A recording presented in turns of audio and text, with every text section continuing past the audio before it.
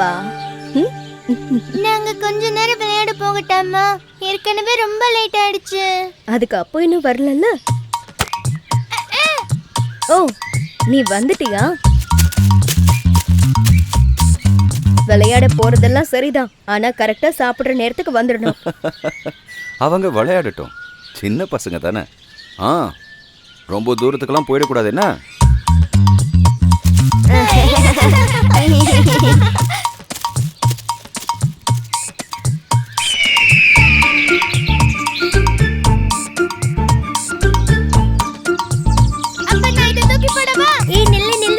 நிமிஷம் வேணாம், நில்லு நில்லு. அவ்வளவுதான், இப்ப ஏறி இந்த புடிச்சுக்கோ.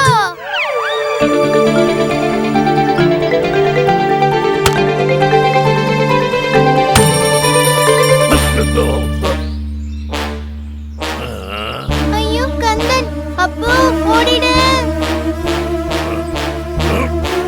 அடடா, ஏய் நில்லு. அம்மா,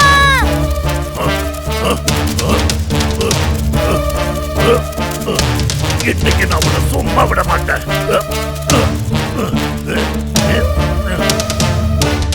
ஐயோ அப்போ யாராவது என்னை காப்பாத்துங்க. அம்மா, இந்த மருந்து எங்கிருந்து வந்துச்சு? இது அப்பவை தூக்கிட்டு போயிடுமா? வேண்டாம், அவனை ஒண்ணும் பண்ணிடாத. ஆமா, என்ன தடுத்து நிறுத்த நீ யாருடா? அப்பவை விட சொன்னல. உனக்கு அவ்வளவு திமிரா?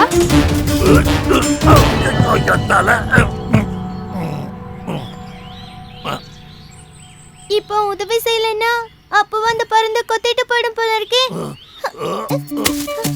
காத்து, அப்பவை விட்டுறாத.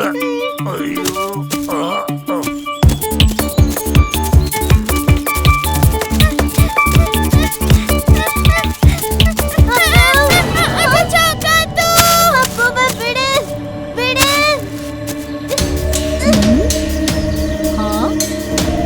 அப்படின்னா நீ வந்துடு. அம்மா, காப்பாத்துங்க.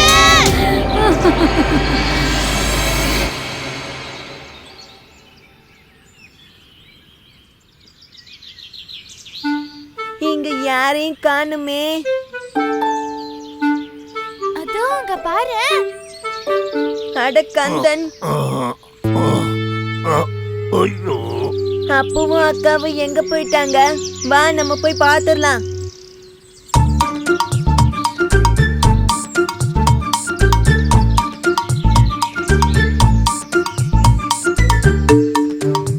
ஒருவேளை அக்காவும் அப்பாவும் சேர்ந்து வேற எங்கேயாவது விளையாட போயிருப்பாங்க போல. ஆமா, அதுவும் சரிதான். அவங்க எப்பவும் அப்படிதான், நம்மள எதுலயும் சேர்க்க மாட்டாங்க. நீ சொல்றது சரிதான் கிட்டு. ஆமா, சரிதான் கிட்டு. அப்ப சரி, நான் கிளம்புறேன்.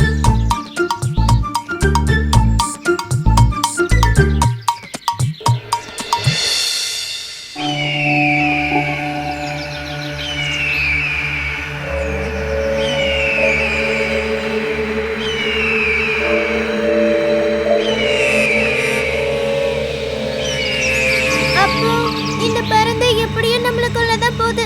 தப்பிக்கிறதுக்கு ஏதாவது வழி இருக்கான்னு பாரு. எனக்கு தெரியல காத்து, எனக்கு ரொம்ப பயமா இருக்கு. பேசாம கீழே குதிச்சிடலாமா? அப்போ தப்பிக்கவும் வாய்ப்பு இருக்குல்ல. இவ்ளோ வயசுல இருந்து குதிக்கிறதா? எனக்கு ரொம்ப பயமா இருக்கு. என்னால இப்படியே ரொம்ப நேரம் தொங்கிக்கிட்டு வர முடியும்னு தோணல. அப்போ எனக்கு கையெல்லாம் மறுத்து போச்சு. நீ அந்த பருந்தோட கால்ல அழுத்தமா கடிச்சு விட்டுரு. இல்ல இல்ல, என்னால முடியாது. இந்த பருந்து என்ன கொத்தி தின்னிடும். சரி விடு, நானே கடிக்கிறேன்.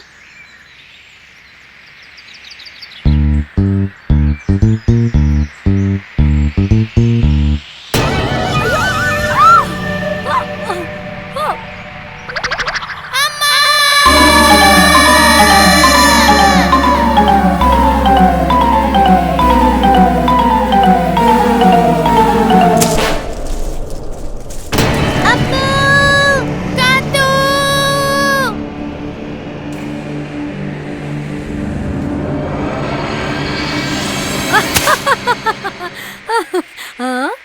உன்னை அவ்வளவு சீக்கிரம் விட்டுட மாட்டேன். ஐயோ அம்மா.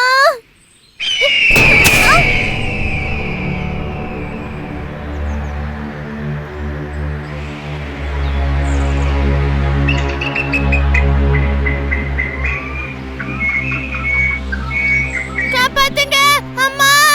திமிரு புடிச்சவங்களா, என்கிட்டயே விளையாடுறீங்களா? செல்லங்களா, கொஞ்சம் கண்ணை திறந்து பாருங்க. இதோ அம்மா என்ன கொண்டு வந்திருக்கேன்னு பாருங்க. Hi hi. அப்போ அம்மா ஒரு ரவுண்டு போயிட்டு வரேன். சரிம்மா.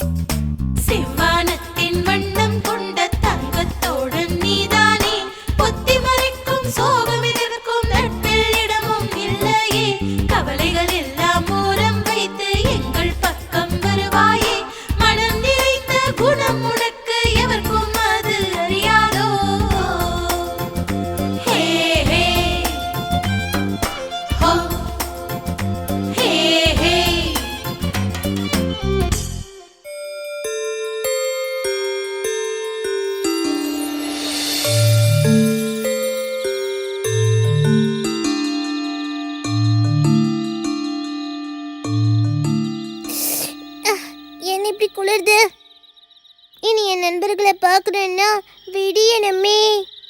ஓ, தூங்கிடலாமா?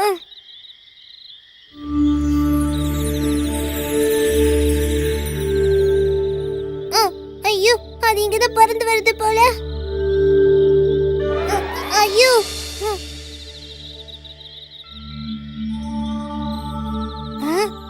அப்ப அது தீ இல்லையா? இது ஒரு பூச்சி மாதிரி இருக்கு. இப்படி கூட பூச்சி இருக்குமா என்ன? தீ உயிரோட வந்த மாதிரியே இருக்கு. நீ யாரு? பயப்படாத, நான் உன்னோட நண்பன் தான். அப்படின்னா சரி, நான் ஒரு மின்மினி பூச்சி. ஓஹோ, நான் இப்பதான் உன்னை முதல் முறையா பாக்குறேன். நானும் தான். ஆமா, உன் முதுகுல என்ன நெருப்பா? இது நெருப்பில்ல, இது வெளிச்சம். எங்களால இந்த மாதிரி வெளிச்சத்தை உண்டு பண்ண முடியும். அப்படியா? நண்பா, நீ என் கையில வந்து உட்காரு. ஓ, வெளிச்சம் என்ன சுட்டுடுமா? சுடுறதுக்கு இது ஒண்ணு நெருப்பு இல்ல, இது சூடில்லாத வெளிச்சம். என் நண்பர்களை தேடி போக எனக்கு உதவி பண்றியா? நான் கூட்டத்திலிருந்து வழி தவறி இங்க வந்துட்டேன். என்னது, வழி தவறிட்டியா? ஆனா எப்படி? அதெல்லாம் சொல்றேன்.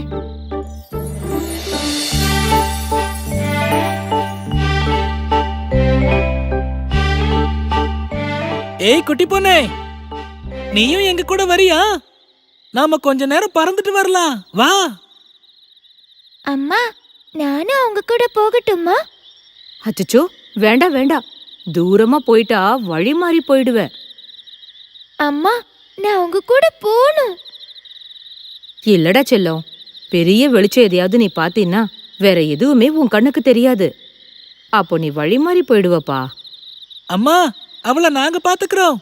அவளையும் எங்க கூட அனுப்பி வைங்க. சரி, சீக்கிரம் திரும்பி வரணும். நான் சீக்கிரம் வந்துருவேம்மா.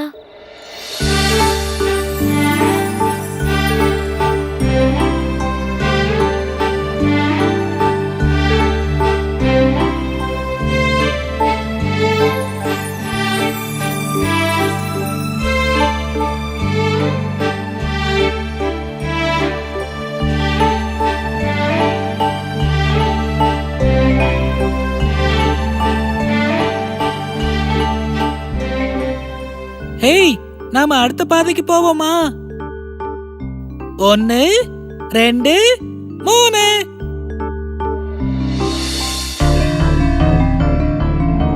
ஐயோ, கண்ணு தெரியலையே.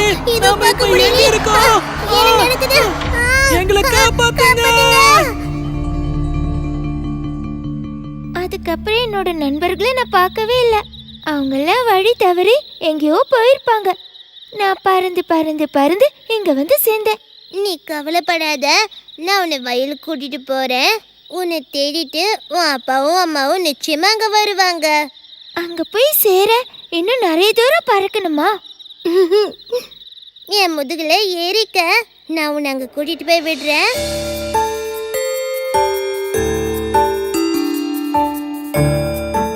பூப்பி, நீ அந்த விளக்கு பக்கத்துல போகாத. இல்ல, நான் போக மாட்டேன். நீ நண்பா, அங்க பாரு, 2 மின்மினி பூச்சிங்க இருக்கு. ஆமா, அது மின்றத பாக்கும்போது எங்க கூட்டத்தை சேர்ந்து யாரோ இருக்கிற மாதிரி தான் இருக்கு. ஹை, எங்க அப்பா, என் அம்மா. இதோ என் புள்ள இங்க இருக்கான். யாருப்பா இது? இவன் தான் என்னோட நண்பன் பூப்பி. பூப்பி தான் என்ன காப்பாத்தினா. பூபி, ரொம்ப நன்றிப்பா. என் பேச்ச நீ கேக்கல, அதான் இப்படி ஆயிடுச்சு. இனிமே நீங்க சொல்றபடியே கேட்டு நடக்கிற. பூப்பி, நான் வரட்டுமா? சரி, நாம திரும்ப பார்க்கலான்னு. பூபி, நாம அப்புறம் பார்க்கலாம். நாங்க போயிட்டு வரோம் பூப்பி.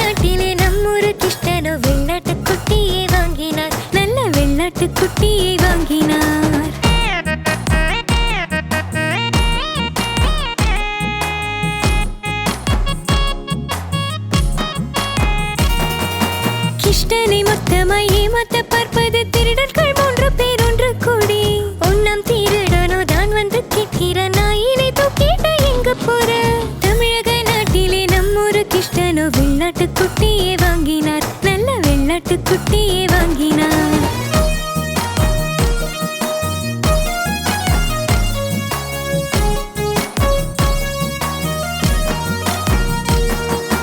நாயின கேட்டதும் நம்மூரு கிருஷ்ணனின் நெஞ்சிலே மெல்லமாயிடே இறங்க பதுங்கியே நின்றுதான் வேடிக்கை பார்த்தனர் குழம்பிய கிருஷ்ணனின் முக வடிவை. தமிழக நாட்டிலே நம்மூரு கிருஷ்ணனோ வெள்ளாட்டு குட்டியை வாங்கினார், நல்ல வெள்ளாட்டு குட்டியை வாங்கினார்.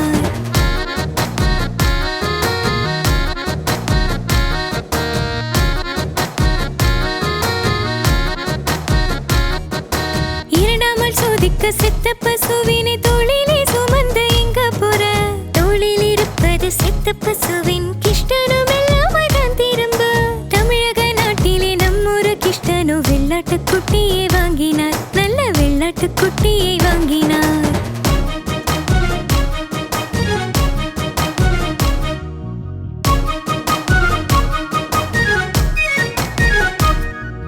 முன்னேறி போகையில் மூன்றாம் ஆளும் தான் மூக்கில் வீரல் வச்ச கேள்வி கேட்க, கஷ்டத்தை பாறைய கழுதையை சுமந்துதான் எங்குதான் எல்லாம் அழியும் போற.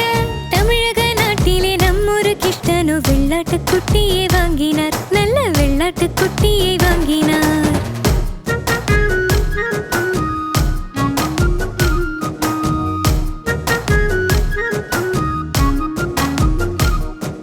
மூவரும் சொன்னதும் தோளில் இருப்பது ஆடல்ல என்றுதான் எண்ணிவிட, ஆட்டை இறக்கி நம்மொரு கிருஷ்ணனோ வேகமாய் வீட்டுக்கு ஓடி போக. தமிழக நாட்டிலே நம்மொரு கிருஷ்ணனோ வெள்ளாட்டு குட்டியை வாங்கினார், நல்ல வெள்ளாட்டு குட்டியை வாங்கினார்.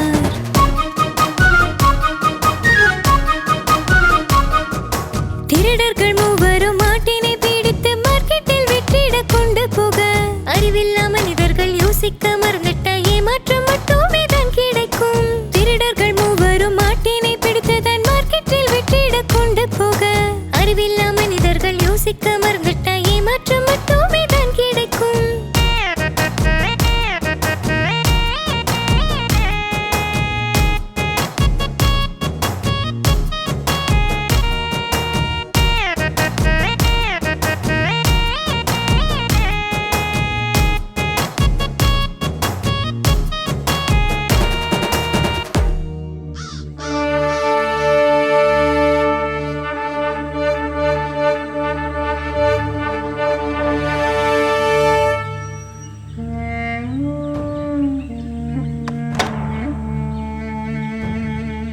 வெள்ளரிக்காப்பட்டியில இருக்கிற மகாராஜா காலமாயிட்டாரு. ஒரு மாசம் வரைக்கும் ஜனங்க எல்லாம் ரொம்ப துக்கத்தோடவே இருந்தாங்க. அதுக்கப்புறம் ராஜமாதாவும் பரிவாரங்களும் புதுசா ஒரு ராஜாவை கண்டுபிடிக்கிற முயற்சிய ஆரம்பிச்சாங்க. காரணம், ஏற்கனவே இருந்த மகாராஜாவுக்கு வாரிசுன்னு சொல்லிக்க யாருமே இல்ல. ராஜமாதாவோட கட்டளைப்படி மந்திரி அதுக்காக ஒரு ரிஷிய பார்க்க போனாரு.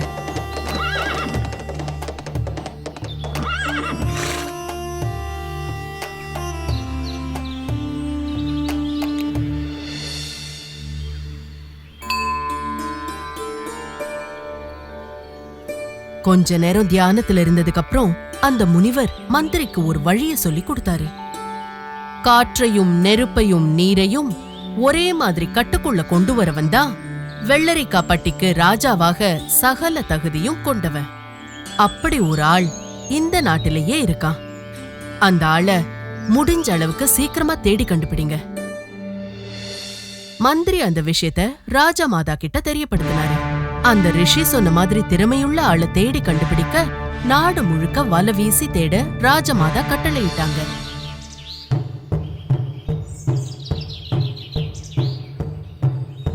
படை வீரர்கள் நாடு முழுக்க விளம்பரம் செஞ்சாங்க. ராஜமாதாவின் கட்டளைப்படி வெள்ளரிக்காய் பட்டியில இருக்கிற ஜனங்களுக்கு ஒரு தகவல் சொல்றோம்.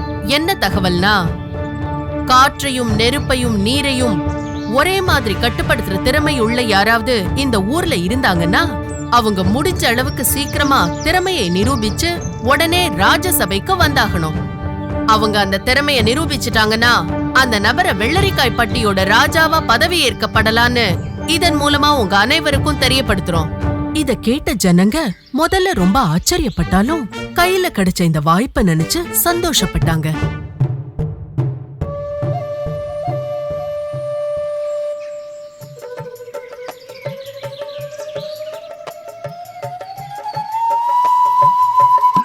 அப்படி ராஜாவாகணும்னு ஆசைப்பட்ட பல பேரு காற்றையும் நெருப்பையும் நீரையும் கட்டுப்படுத்துறதுக்கு முயற்சி பண்ணாங்க.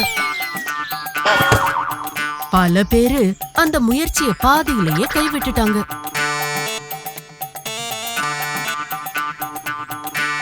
மீதி இருக்கிறவங்க கடைசி நிமிஷத்துல தப்பிச்சதே பெரிய விஷயம்னு தான் சொல்லணும்.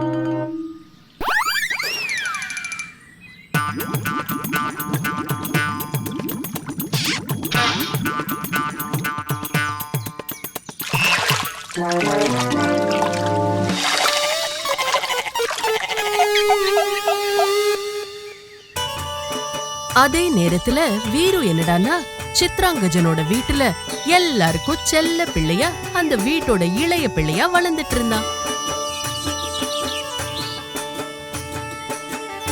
ஒரு நாள் குழந்தைங்க கண்ணாமூச்சி விளையாடிட்டு இருந்தாங்க. கலரை கலந்து வைக்கிறதுக்காக யூஸ் பண்ற ஒரு பெரிய பானைக்குள்ளதான் வீரு போய் பதுங்கி இருந்தா. அந்த நேரம் அது வழியா ஒரு திருடன் மெதுவா பதுங்கி வந்தா. திருட அந்த பெரிய பானையை பார்த்ததும் அவனுக்கே தெரியாம ஒரு ஆசை வந்துடுச்சு. அதுக்குள்ள வீரு இருக்காங்கிற விஷயம் தெரியாம அந்த பானையை தூக்கிட்டு எஸ்கேப் ஆயிட்டான். அடடா, என்ன இது? தட்டு முட்டுன்னு சத்தம் கேக்குது. ஒருவேளை பாம்பா இருக்குமோ?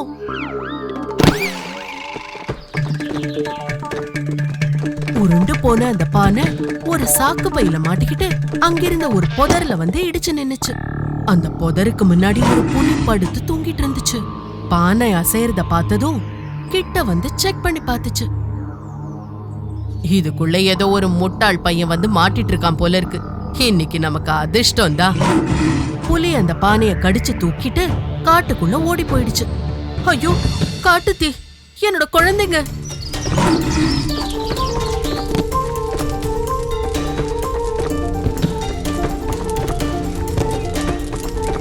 நெருப்பு உருண்டையா உருண்டு போன அந்த பானை ஒரு அருவியில போய் விழுந்துச்சு. அருவியோட நீரோட்டத்துல மிதந்து போன அந்த பானை ஒரு நீர்வீழ்ச்சியில போய் விழுந்துச்சு.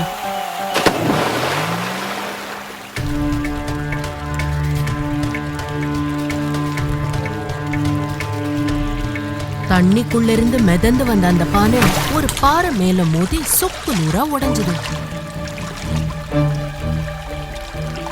பாறை மேல ஏறி உட்கார்ந்த வீருவ ஒரு பருந்து வந்து கொத்தி தூக்கிட்டு போயிடுச்சு.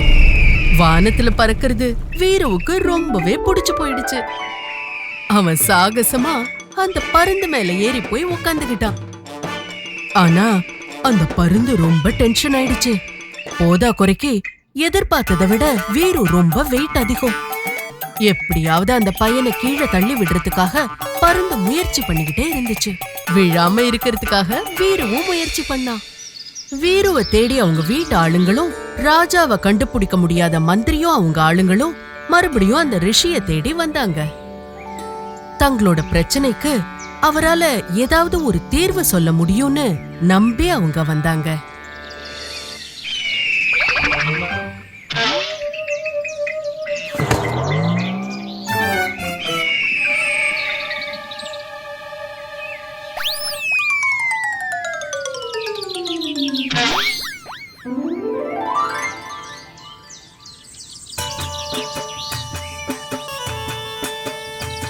நடந்த எல்லா சம்பவத்தையுமே ஞான திருஷ்டியால தெரிஞ்சுக்கிட்ட ரிஷி வீருக்கு ராஜாவாக எல்லா தகுதியும் இருக்குன்னு தெரிஞ்சுக்கிட்டாரு.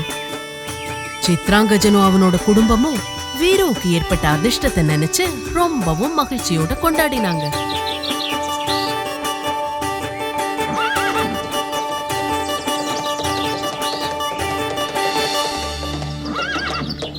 அப்படிதான் வீரு வெள்ளரிக்காப்பட்டியோட புது ராஜாவாக அரண்மனையை நோக்கி புறப்பட்டான்.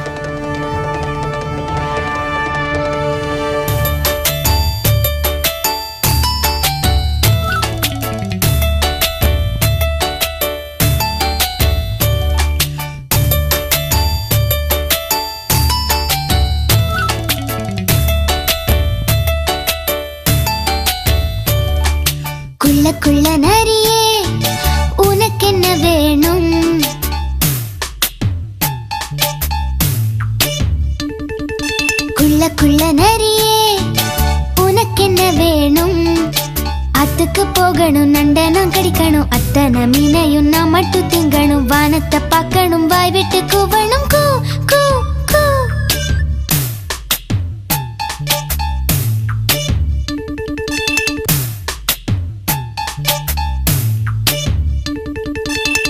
குள்ள நரியே உனக்கு என்ன வேணும்? குள்ள நரியே உனக்கு என்ன வேணும்?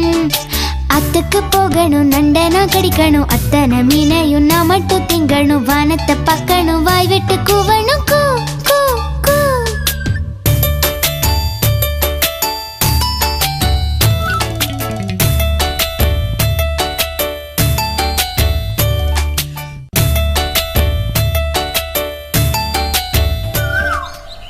யார் இத பாடுறது? கூ. நீயா இப்படி பாட்டு பாடுன? நல்லா இருக்கு. கூ கூ.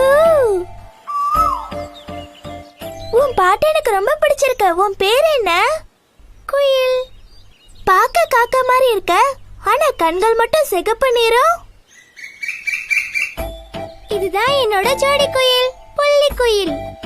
எனக்கு இப்போ 2 நண்பர்கள் கிடைச்சிட்டாங்க. ரொம்ப சந்தோஷம்தான். சரி, உங்க கூடு எங்க? எனக்கு காட்டுவீங்களா? கூடு கூடு தானே, அத நான் காட்டுறேன். அது இன்னொரு நாள். இப்போ நாங்க உணவு தேடி போகணும். நாம நாளைக்கு பார்க்கலாமா? சரி.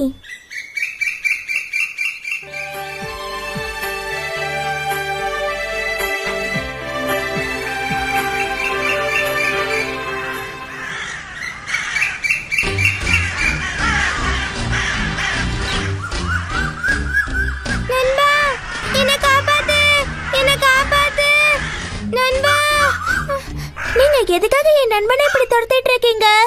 அவன் பாவம், அவனை விட்டுருங்க. பாவமா? ஆமாமா, இவன் எங்க கூட்டுக்கிட்ட வந்து சண்டை போட்டுக்கிட்டு இருந்தான். இவனை சும்மா விட முடியாது. இல்ல, நான் ஒன்னும் செய்யல. மரத்துல நின்னு பாட்டு பாடும்போது என்னை இவங்க கொத்துறாங்க. அவன் தான் அவங்கள தொந்தரவு செய்யலையே, அவனை விட்டுடுங்க. பூப்பி வந்ததுனால நீ பொழைச்ச.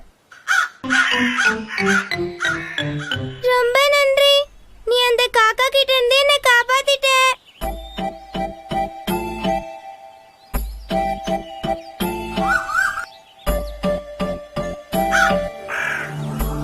அதோ புள்ளிக்குயில், அதை விடக்கூடாது.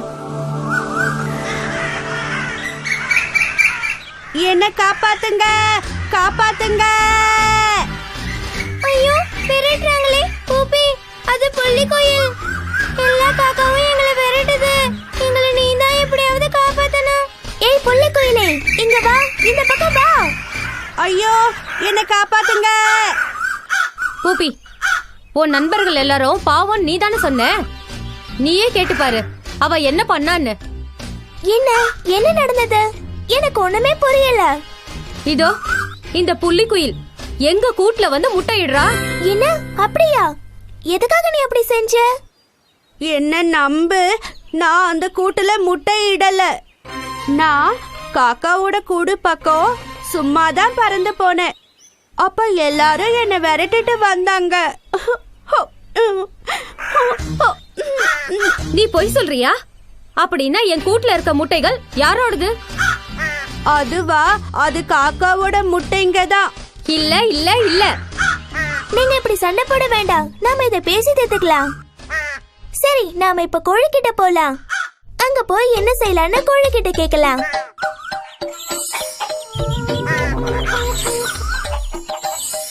காக்காவோட கூட்டுல புள்ளிக்குயில் முட்டையிட்டத யாரு பார்த்தது? அவ என் கூட்டுல இருந்து இறங்கி போனத நான் பார்த்தேன். காக்கா சொல்றது உண்மையா? ஏ, உங்களுக்கு கூட இல்லையா? கூடும் இல்ல, ஒரு மண்ணாங்கட்டியும் இல்ல. பொறுமையாரு, கோழி கேட்கட்டும். எங்களுக்கு கூடு கட்டி பழக்கம் இல்ல.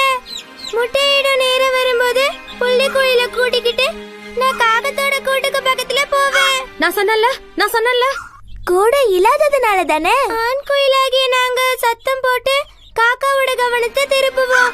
அப்போ புள்ளி குயில் காகத்தோட கூட்டுல முட்டையிடும். அப்படின்னா நீ காக்காவோட கூட்டுல முட்டையிட்டது உண்மைதானே? அடித்துருடி, அந்த முட்டைகளை உடனே நாம எடுக்கணும், இப்பவே எடுக்கணும். ஐயோ, என்னோட முட்டைங்க, என்னோட குஞ்சுகள். எனக்குன்னு ஒரு கூடு இருந்தா நான் இப்படி செஞ்சிருக்கவே மாட்டேன். இத பாரு காக்கா, முட்டைக்குள்ள இருக்கிறது குஞ்சுகள். அது பிறந்து வெளியே வரும்போது அதுங்களுக்கு தெரியறது காக்காவோ குயிலோ இல்ல, தன்னோட அம்மா தான்.